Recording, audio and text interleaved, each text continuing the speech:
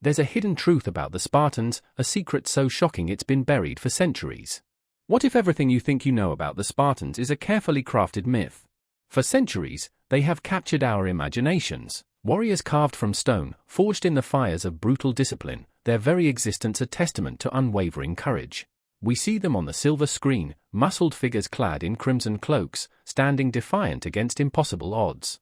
A wall of shields, a storm of spears, a roar that shakes the very heavens. Legends tell of their last stand at Thermopylae, 300 against an empire, a story etched in blood and glory. But what if the legends were only half the story? What if the polished image of the fearless Spartan warrior hides a far more complex, and at times, disturbing truth? There is a secret, buried beneath the tales of heroism, a secret about the very beginning of a Spartan's life, a secret that could change everything you thought you knew about these legendary soldiers, a secret that starts with a single cry. The cry of a newborn Spartan child was not a welcome sound of joy, but a clinical pronouncement. This infant, like all others born within the city's austere walls, was not considered a child of its parents alone, but a child of the state. This distinction was not merely symbolic, it dictated every facet of the child's existence from the very first moments of life. To be born a Spartan was to be born into a system designed for one singular purpose, the creation of an indomitable warrior.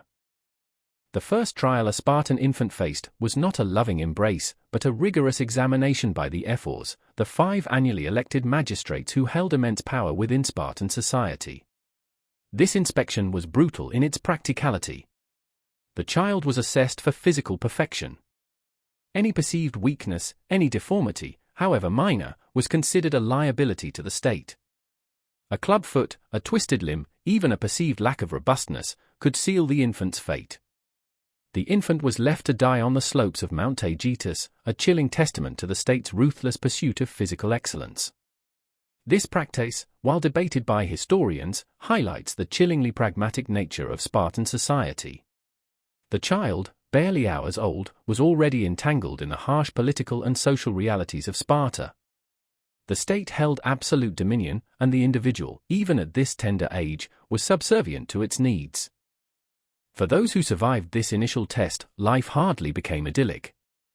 The family unit, as understood in other Greek city-states, was virtually non-existent in Sparta. The child was not nurtured in the warmth of a loving home. Instead, Spartan infants were raised primarily by their mothers, but even this maternal bond was tempered by the overriding demands of the state. The emphasis was not on tenderness or emotional bonding, but on preparing the child for the rigors of military life.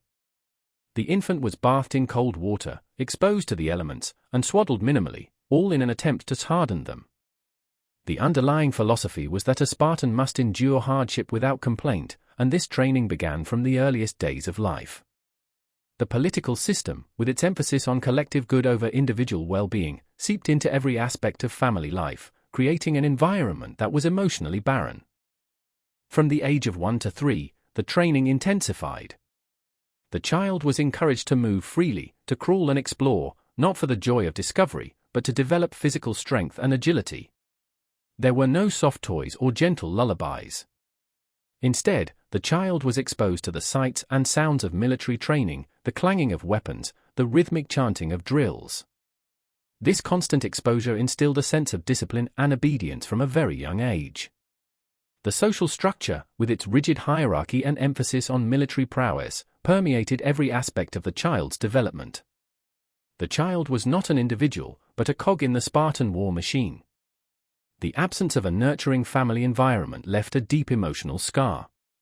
The child grew up learning to suppress emotions, to prioritize physical strength over emotional connection. Between the ages of 3 and 6, the formal training began in earnest. While not yet part of the agoge, the Spartan educational and training regime, the children began to learn the basics of Spartan discipline. They were taught to endure pain without flinching, to obey commands without question, and to value physical prowess above all else. This training was not conducted with gentle encouragement, but with strict discipline and, at times, harsh punishments. The political system, with its emphasis on obedience and conformity, was enforced through physical and psychological pressure. The social pressure to conform to the Spartan ideal of the warrior was immense. Any deviation from this ideal was met with scorn and ridicule. The child learned to suppress any individuality, to conform to the collective will of the state. The family situation remained bleak. While the children still lived with their mothers, the emotional distance grew. The mothers, themselves products of the Spartan system, prioritized the state's demands over the emotional needs of their children. There were no bedtime stories or comforting hugs. Instead, the children were taught about the glorious history of Sparta, the bravery of its warriors, and the importance of self-sacrifice. The family unit became another instrument of the state, reinforcing the values of obedience, discipline, and military service. The child, deprived of emotional warmth and familial connection, grew up feeling isolated and alone. The impact of this harsh upbringing was profound. The child learned to suppress emotions, to endure pain, and to prioritize physical strength above all else. But this came at a cost. The child was emotionally stunted, unable to form deep connections, and constantly driven by a fear of failure. The political and social system, with its emphasis on conformity and obedience, crushed any sense of individuality. The child became a mere instrument of the state, a cog in the Spartan war machine. A typical occurrence for a 6-year-old Spartan boy might involve witnessing a public flogging of an older boy who had shown cowardice during a mock battle. This brutal spectacle, designed to instill fear and obedience, would leave a lasting impression on the young child. He would learn that any display of weakness would be met with swift and brutal punishment. This event would solidify his understanding of the harsh realities of Spartan life and further reinforce the values of discipline, obedience, and unwavering loyalty to the state. It was a clear message: conform, or suffer the consequences. This was the world a Spartan child was born into, a world where childhood was sacrificed on the altar of military might. The transition from childhood to adolescence in Sparta was not marked by a celebration of newfound freedom or exploration of individual identity. Instead, it was a descent further into the rigorous and unforgiving world of the agoge, the Spartan educational and training system. At the age of 7, the boy was formally removed from his family and placed into communal barracks, joining a pack of boys his own age. This separation, while intended to foster camaraderie and a sense of collective identity, further eroded any remaining vestiges of familial connection. From this point forward, the state was his family, and his peers were his brothers in arms. Life in the barracks was deliberately harsh. The boys slept on beds of reeds, gathered with their own hands, and wore only a single garment, regardless of the weather. Food was intentionally meager, forcing the boys to steal to supplement their rations. This practice was not condoned, but rather encouraged, as it fostered cunning, resourcefulness, and the ability to operate under pressure. However, if caught stealing, the punishment was swift and severe, not for the act of theft itself, but for being caught. This paradoxical approach instilled a deep-seated fear of failure and a relentless drive for success, even in illicit activities. The training intensified dramatically. The boys were subjected to grueling physical exercises, including running, wrestling, and throwing javelins. They were taught to endure pain without complaint, to fight fiercely, and to obey orders without question. The training was not merely physical, it was also psychological. The boys were constantly pitted against each other in contests of strength, skill, and endurance, fostering a fierce sense of competition and a relentless drive to excel. This constant pressure, combined with the lack of emotional support, created an environment of intense stress and anxiety. The absence of a nurturing family environment continued to take its toll, leaving the boys emotionally scarred and unable to form deep, meaningful relationships. One common practice was the diamastigosis, a ritualized flogging at the altar of Artemis or Thea. Young boys were whipped to test their endurance and discipline. The goal was not simply to inflict pain, but to demonstrate unwavering fortitude in the face of suffering. The boy who could endure the most lashes without uttering a sound or showing any sign of pain was considered the most virtuous. This brutal ritual epitomized the Spartan ideal of the warrior, a stoic, emotionless fighting machine capable of enduring any hardship. The political and social implications were clear: pain was a tool for control, and the ability to endure it was a mark of social status. Between the ages of 12 and 15, the boys entered a stage known as the Irines. They were now considered junior warriors, and their training became even more focused on combat. They were taught the intricacies of Spartan warfare, including phalanx formation, close-quarters combat, and siege tactics. They also began to participate in mock battles, providing them with valuable experience in real combat scenarios. The emphasis on collective action and unwavering obedience to superiors was further reinforced during this period. The social pressure to conform to the Spartan ideal of the warrior became even more intense, as any sign of weakness or disobedience was met with swift and harsh punishment. A typical scenario for a teenage Spartan during this period might involve participating in a Crypteia, a secret mission where select young men were sent out into the countryside to hunt down and kill helots, the enslaved population of Sparta.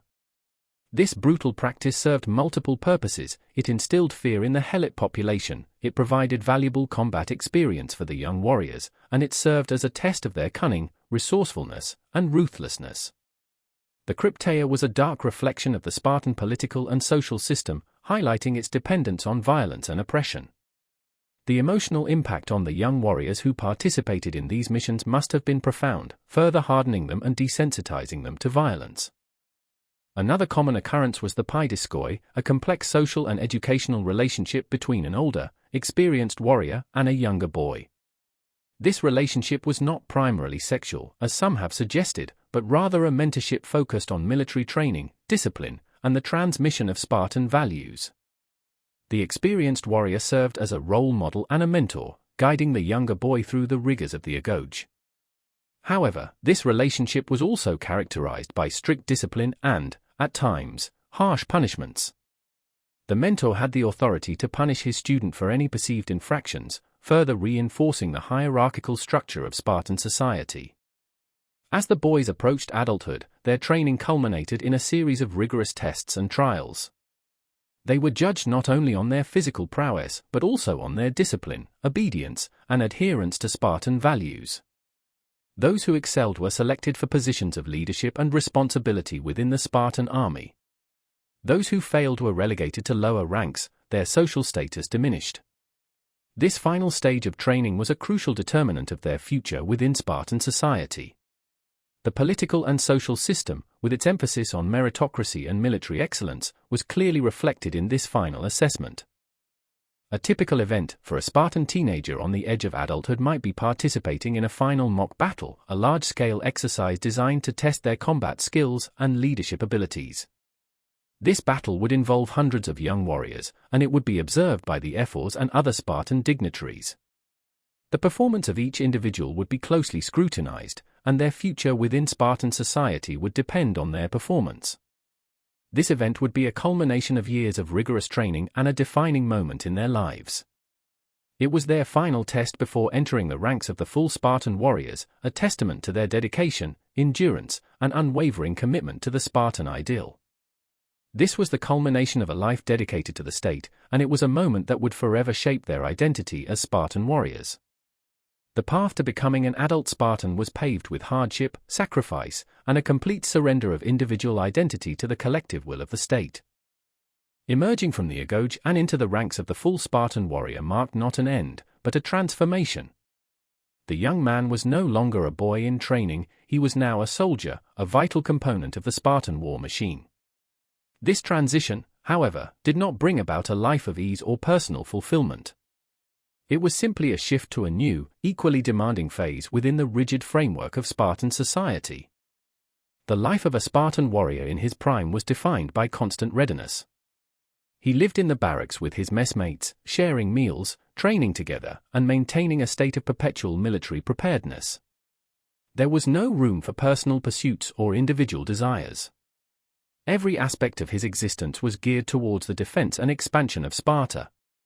The political system, with its unwavering focus on military strength, dictated every aspect of their lives. Socially, the only path to respect and recognition was through valor in battle and unwavering adherence to Spartan ideals. Marriage and family life, while permitted, were secondary to the demands of the state. Spartan men were expected to marry and produce children to replenish the ranks of warriors, but their primary loyalty remained with their messmates and the Spartan army. Spouses and children were seen as belonging to the state as much as to the individual. This detachment from traditional family life further reinforced the emotional detachment instilled during childhood. The warrior's focus was on the collective, not the individual, and this extended to his personal relationships. A common experience for a Spartan warrior in his early adulthood was participation in border patrols and skirmishes with neighboring city-states. These constant low-intensity conflicts kept the warriors in a state of readiness and provided them with valuable combat experience. These skirmishes were not grand battles, but rather small-scale engagements, ambushes, and raids. They were brutal and often resulted in casualties, further hardening the Spartan warriors and reinforcing their reliance on their messmates. These experiences solidified their understanding of the political landscape and the constant threat posed by rival city-states. For a young Spartan warrior, it was common to participate in the suppression of a Helot revolt. The Helots, the enslaved population of Sparta, vastly outnumbered the Spartan citizens and were a constant source of internal tension. These revolts were often brutally suppressed, with Spartan warriors showing no mercy. This experience would further reinforce the warriors' understanding of the social hierarchy and the importance of maintaining control over the Helot population. It also served as a grim reminder of the brutal realities upon which Spartan society was built. As the Spartan warrior aged, his role within society began to shift. While he continued to train and participate in military exercises, his physical abilities naturally began to decline. However, his experience and wisdom became increasingly valuable to the younger warriors. He transitioned into a mentor role, guiding and instructing the next generation of Spartan soldiers. This transition was not always easy, as it required the aging warrior to accept the limitations of his own physical decline. A typical occurrence for a middle-aged Spartan warrior might involve serving as an iron, mentoring a younger boy within the agoge.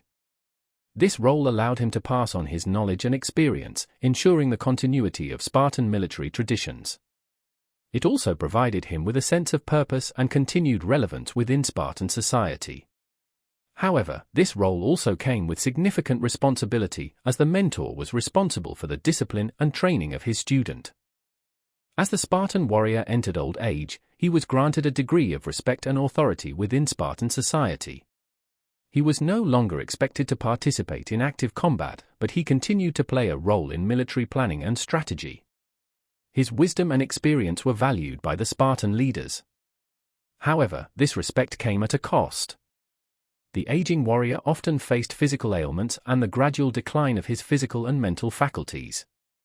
This decline was particularly difficult for men who had dedicated their entire lives to physical excellence. Also, aging warriors, despite his physical limitations, continued to attend military exercises and offer advice to younger warriors. They might recount stories of past battles, emphasizing the importance of discipline, courage, and loyalty to Sparta. They might also offer strategic insights based on their years of experience. This continued involvement, even in a diminished capacity, provided them with a sense of purpose and prevented them from feeling completely marginalized by their declining physical abilities.